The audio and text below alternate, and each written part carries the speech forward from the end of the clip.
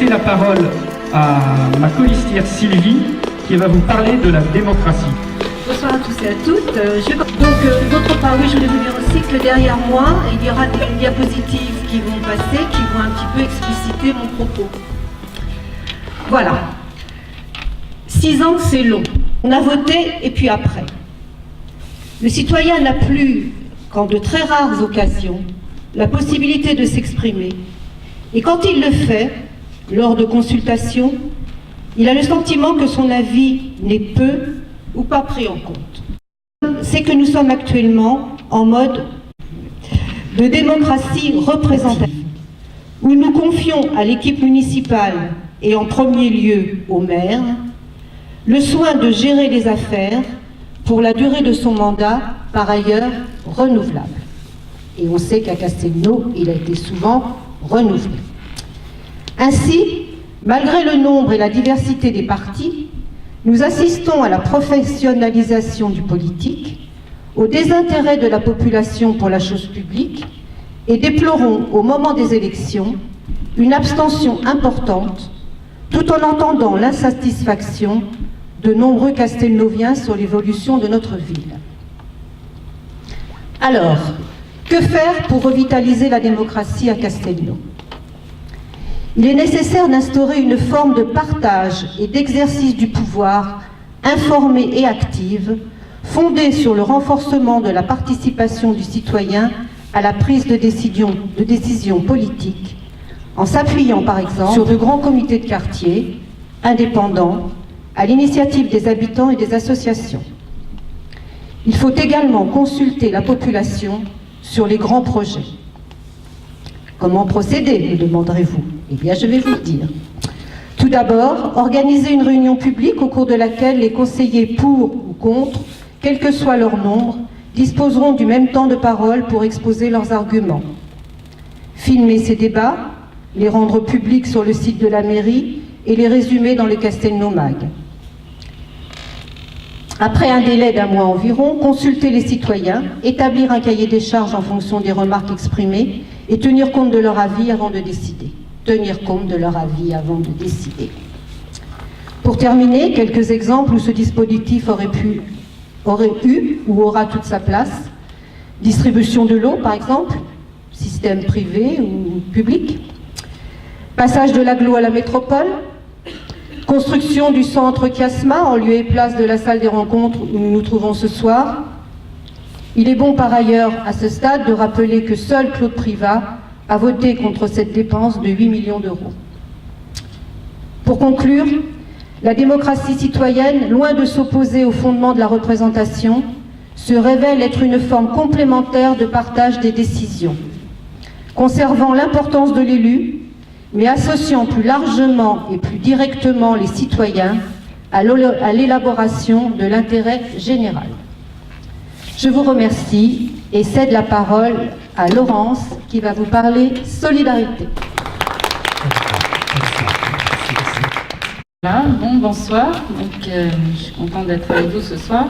On est parti d'un constat en fait, tout en tractant un petit peu partout dans Castelnau, c'est que y avait la précarité aussi à Castelnau. Donc des gens qui étaient mal logés, certains quartiers où ce sont des maisons qui sont vraiment à l'abandon, qui sont mal entretenues, etc. On a réfléchi un petit peu et on a pensé que éventuellement une proposition pourrait être la suivante. Ce serait que la mairie, la commune, rachète ces biens qui sont mal entretenus et propose de les rénover et donc après éventuellement créer une société d'économie mixte avec une société immobilière en partenariat pour la gestion de ces biens et donc les proposer à des Castelnauviens qui seraient intéressés, qui seraient en situation de précarité. Voilà, alors le but, ce serait effectivement de pas créer des grands ensembles avec donc des problèmes de cohabitation, et donc créer du lien social, effectivement, aussi par les comités de quartier. Par contre, Sylvie, t'en as pas parlé, là, des comités de quartier? Un petit peu, voilà. Donc, ça serait toujours dans cette idée aussi de participation citoyenne pour proposer aussi des services, choses. Moi, c'est toujours un petit peu le transport, mon dada, si je puis dire. Enfin, Mon dada, c'est mon vélo. Mais en fait, du covoiturage aussi, pourquoi pas, en attendant développer le service de la navette un peu mieux, enfin voilà, que ça soit plus organisé et plus fréquent. Une autre idée aussi, donc c'est Claude Privat qui avait vu ça dans une autre commune en France. Donc c'était développer un service municipal d'aide et de conseil pour des personnes qui n'ont pas de mutuelle. Donc il y aurait une personne qui serait chargée de rassembler ces personnes pour essayer de trouver des mutuelles à des prix plus avantageux, négocier des prix pour eux, pour permettre à ces personnes d'être couvertes. La parole à Claude. Merci à tous. Alors avant de parler de ce que nous allons faire, on va faire un bref bilan de la sécurité à Castelnau. D'après le capitaine de gendarmerie qui multiplie les réunions d'information dans les communes environnantes, elle nous dit, puisque c'est une dame, la sécurité devient un sujet prioritaire dans nos communes. Aux premières loges, les quartiers neufs et leurs sous-sols fréquemment visités la nuit. Les commerces et les entreprises font aussi l'objet d'actes délictueux, les cambriolages, les escroqueries à domicile, etc. Tout le monde lit le journal et c'est ce qui se passe à Castelnau et dans les communes environnantes. On ne va pas passer tous les cas de figure en revue, ça serait beaucoup trop long, mais ce qui est inquiétant, c'est que l'ensemble est quand même en forte progression. Alors jusqu'à présent, pas d'agression physique.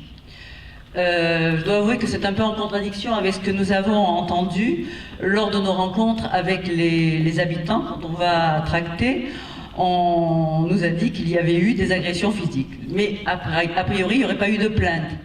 On sait entre autres qu'un taux important d'urbanisation est un facteur favorisant la délinquance. Donc nous voulons établir une relation étroite entre l'urbanisme et la sécurité. La ville possède un pouvoir décisionnel important, lui permettant d'appliquer ou d'inciter à la prise en compte de la sécurité dans l'aménagement urbain. Notre projet est donc d'associer les maîtres d'ouvrage, les concepteurs, les gestionnaires d'équipements pour une réflexion et prise en compte effective du paramètre sécurité dans les projets d'aménagement et d'urbanisme. Autre acteur important, les comités de quartier dont parlait Sylvie Dumas tout à l'heure, qui permettront d'informer, de consulter les habitants de manière à proposer des réponses plus adaptées à leurs besoins.